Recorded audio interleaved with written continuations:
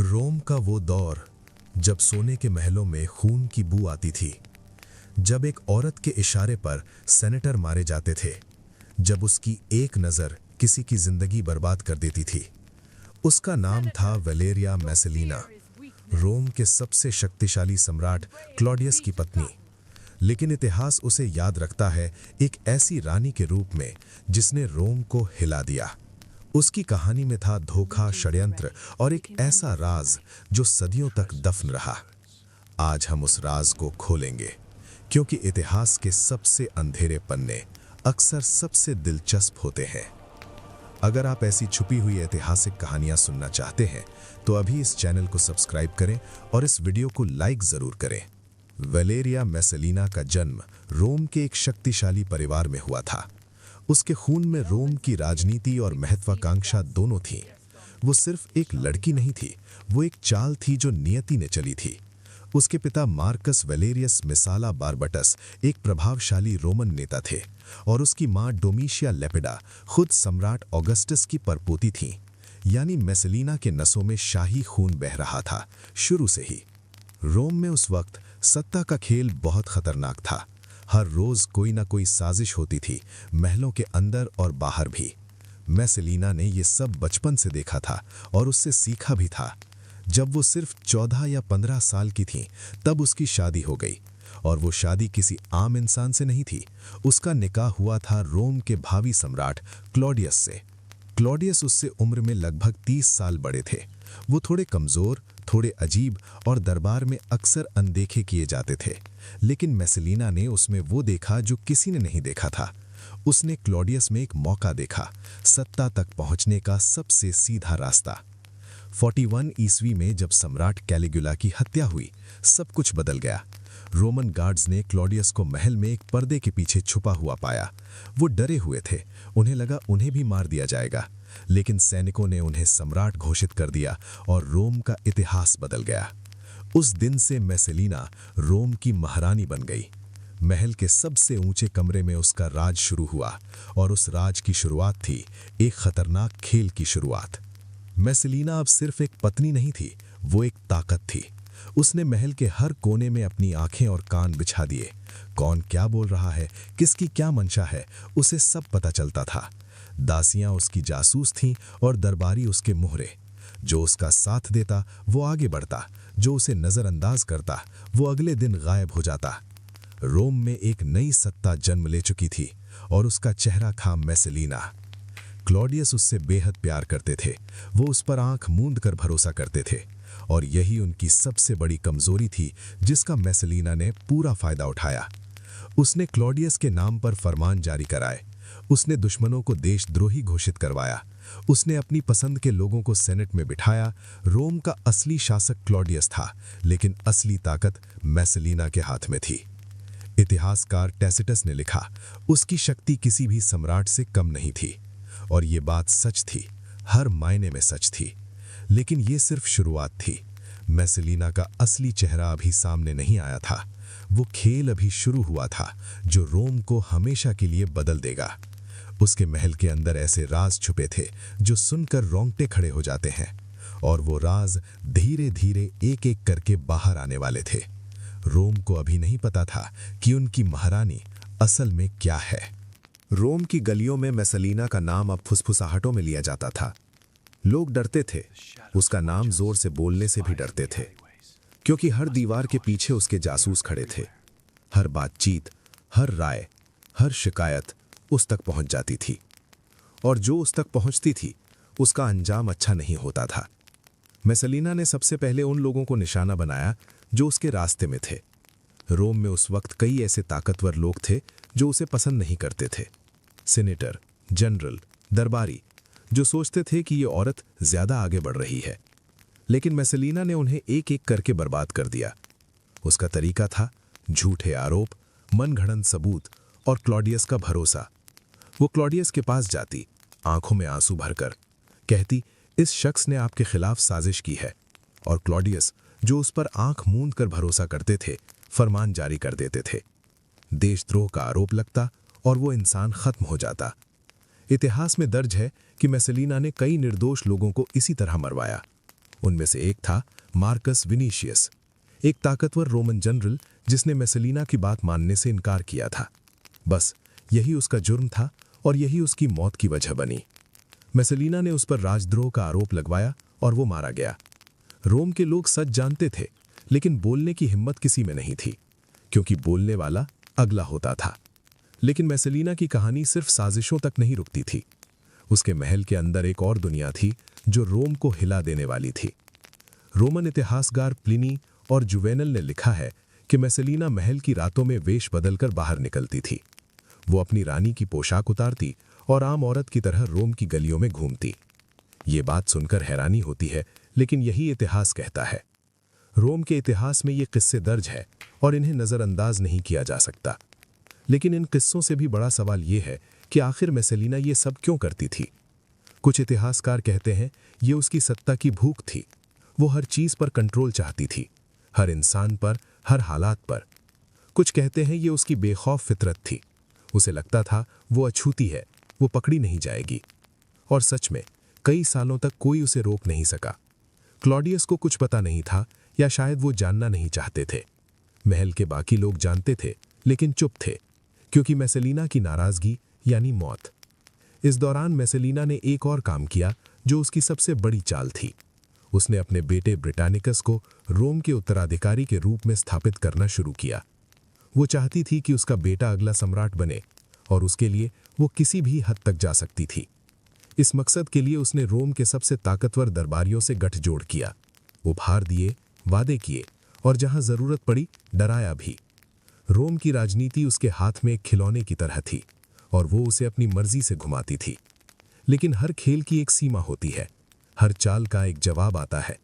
और मेसेलिना की जिंदगी में वो लम्हा आने वाला था जब उसकी सबसे बड़ी गलती उसकी तबाही बन जाएगी।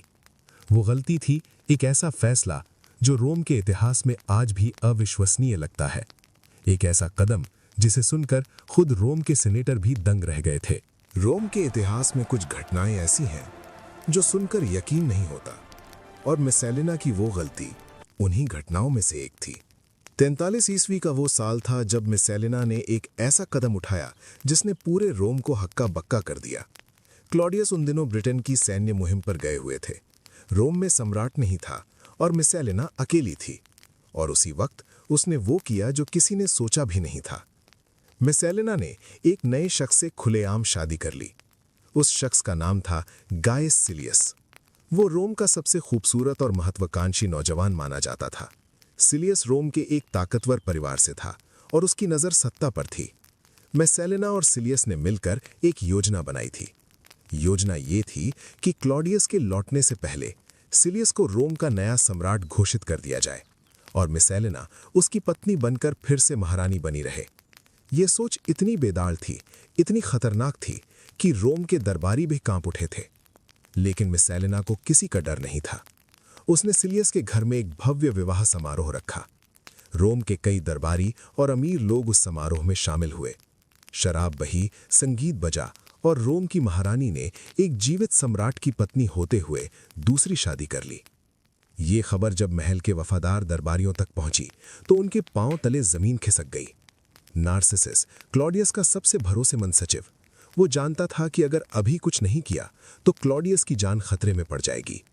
नार्सिसस ने तुरंत एक दूत भेजा ब्रिटेन की तरफ। क्लॉडियस को सारी सच्चाई बताई गई। पहले तो क्लॉडियस को यकीन ही नहीं हुआ। वो औरत जिस पर उन्होंने इतना भरोसा किया, जिसे उन्होंने इतना प्यार दिया, वो ये कर सकती है। लेकिन जब सबूत सामने आए तो क्लॉडियस टूट गए। उनका प्यार गुस्से में बदल गया और उस गुस्से ने रोम का इतिहास बदल दिया। क्लॉडियस फौरन रोम वापस लौटे, सेना के साथ। उनके चेहरे पर दर्द था और आंखों में आग। जब मेसेलिना को पता चला कि क्लॉडियस आ रहे हैं तो उसने माफी मांगने की कोशिश की। वो अपने बच्चों को लेकर क्लॉडियस के रास्ते में खड़ी हो गई। उसने रोते हुए हाथ जोड़े, माफी मांगी। लेकिन नार्सिसस ने क्लॉडियस को उसके पास जाने से रोका, क्योंकि नार्सिसस जानता था कि एक बार क्लॉडियस उसे देख लें तो वो पिघल जाएंगे और मेसेलिना फिर बच जाएगी। इधर सिलियस को फौरन गिरफ्तार किया गया। उसे रोमन अदालत में पेश किया गया और मौत की सजा सुनाई गई। सिलियस ने कोई सफाई नहीं दी, उसने सीधे मौत कबूल कर ली। रोम के बाकी साजिशी भी एक एक करके पकड़े गए और मेसेलिना, जो कभी रोम की सबसे ताकतवर औरत थी, अब एक बगीचे में अकेली खड़ी थी, कांपते हाथों से। उसके पास एक तलवार थी जो नार्सिसस के आदमियों ने उसे दी थी। कहा गया, खुद फैसला करो। लेकिन मेसेलिना हिम्मत नहीं जुटा सकी और तभी नार्सिसस के सैनिक वहां पहुंच गए। रोम की सबसे खतरनाक महारानी का अंत उसी शहर में हुआ जिसे उसने कभी अपनी मुट्ठी में समझा था। मेसेलिना का वो अंत रोम के इतिहास में एक सबक बन गया। लेकिन उसकी कहानी यहां खत्म नहीं होती, क्योंकि मौत के बाद भी मेसेलिना रोम को नहीं छोड़ती। उसका असर, उसकी छाया रोम की राजनीति पर बरसों तक रही। जब क्लॉडियस को मेसेलिना की मौत की खबर मिली तो उन्होंने कोई आंसू नहीं बहाए, कोई शोक नहीं मनाया, कोई शब्द नहीं कहे। बस एक लंबी चुप्पी थी और एक टूटा हुआ इंसान। दरबारियों ने देखा कि क्लॉडियस उस रात खाना मांगते रहे, जैसे कुछ हुआ ही नहीं, जैसे वो सुन्न हो गए थे। शायद इतने सालों का प्यार, इतने बड़े धोखे के बाद उन्हें महसूस करने की ताकत ही नहीं बची थी। मेसेलिना की मौत के बाद रोम में एक अजीब सन्नाटा छा गया। वो लोग जो उससे डरते थे, उन्होंने चैन की सांस ली। वो लोग जो उसके करीब थे, वो डर गए, क्योंकि अब उनका रक्षक नहीं रहा था। नार्सिसस ने सोचा था कि मेसेलिना के जाने के बाद क्लॉडियस पर उसका प्रभाव और बढ़ जाएगा, लेकिन नियति के खेल अजीब होते हैं। क्लॉडियस ने कुछ ही महीनों बाद दोबारा शादी कर ली और इस बार उनकी पत्नी बनी अग्रिपिना, जो मेसेलिना से भी ज्यादा खतरनाक साबित हुई। अग्रिपिना ने धीरे धीरे क्लॉडियस को अपने इशारों पर चलाना शुरू किया। उसने नार्सिसस को किनारे किया और अपने बेटे नीरो को आगे बढ़ाया। वही नीरो जो आगे चलकर रोम का सबसे कुख्यात सम्राट बना। यानी मेसेलिना की कहानी खत्म हुई और एक नई कहानी शुरू हो गई। लेकिन मेसेलिना को इतिहास ने कभी नहीं भुलाया। रोमन इतिहासकार टेसिटस ने उसके बारे में विस्तार से लिखा। जुवेनेल ने अपनी रचनाओं में उसका जिक्र किया। प्लिनी द एल्डर ने उसे रोम की सबसे साहसी और खतरनाक औरत कहा। हर इतिहासकार ने उसे अलग नजर से देखा, लेकिन सबने देखा जरूर। कुछ इतिहासकार आज भी कहते हैं कि मेसेलिना के बारे में जो लिखा गया वो पूरी तरह सच नहीं है। रोम में औरतों के बारे में इतिहास पुरुषों ने लिखा था, और उन पुरुषों ने शायद एक ताकतवर औरत को जानबूझकर बदनाम किया। लेकिन एक बात सच है जो कोई नकार नहीं सकता। मेसेलिना ने उस दौर में, जब औरतों की कोई आवाज नहीं थी, रोम की सबसे ऊंची कुर्सी तक अपनी पकड़ बनाई। उसने सम्राटों को चलाया, सेनेटरों को झुकाया। उसने साबित किया कि ताकत सिर्फ तलवार से नहीं, दिमाग और हिम्मत से भी हासिल होती है। चाहे उसके तरीके गलत थे, चाहे उसके फैसले क्रूर थे, लेकिन वो एक ऐसी औरत थी जिसने रोम को अपनी शर्तों पर जिया। उसकी कब्र पर कोई शिलालेख नहीं है, उसका कोई स्मारक नहीं बना। रोम ने उसका नाम मिटाने की कोशिश की, दीवारों से, मूर्तियों से, दस्तावेजों से, लेकिन इतिहास के पन्नों से कोई नाम नहीं मिटा सका। आज 2000 साल बाद भी वेलेरिया मेसेलिना का नाम रोम की सबसे रहस्यमयी और खतरनाक शख्सियत के रूप में जीवित है। और शायद यही उसकी असली जीत है, क्योंकि जिसे इतिहास याद रखे वो कभी नहीं मरता। लेकिन मेसेलिना की विरासत सिर्फ किताबों तक नहीं रुकी। उसकी कहानी ने रोम की आने वाली पीढ़ियों को भी प्रभावित किया। जब नीरो सम्राट बना तो रोम ने देखा कि इतिहास खुद को दोहराता है। अग्रिपीना ने वही किया जो मेसेलिना ने किया था। सत्ता का वही खेल, वही साजिशें, वही बेरहमी। जैसे मेसेलिना की आत्मा एक नए जिस्म में वापस आ गई हो। रोम के दरबारी कहते थे कि मेसेलिना ने जो बीज बोए थे वो पेड़ बनकर उगे, और उस पेड़ की छांव में रोम सड़ता रहा। लेकिन इतिहास में मेसेलिना का किरदार सिर्फ एक खलनायिका का नहीं था। आधुनिक इतिहासकारों ने उसकी कहानी को एक नई रोशनी में देखा। उन्होंने सवाल उठाया कि क्या मेसेलिना सच में इतनी बुरी थी, या उसे जानबूझकर बदनाम किया गया।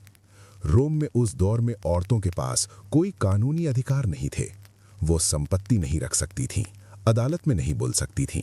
उनकी जिंदगी के फैसले मर्द करते थे। लेकिन मेसेलिना ने इन सब बंदिशों को तोड़ा। उसने वो किया जो रोम के मर्द करते थे। उसने सत्ता हासिल की, दुश्मनों को खत्म किया और अपनी शर्तों पर जी। तो क्या उसकी बुराई दरअसल उसकी आजादी थी? क्या रोम ने उसे इसलिए बदनाम किया क्योंकि वो एक औरत थी? ये सवाल आज भी इतिहासकारों के बीच बहस का विषय है, लेकिन एक बात तय है, मैसेलिना ने रोम के समाज को आईना दिखाया।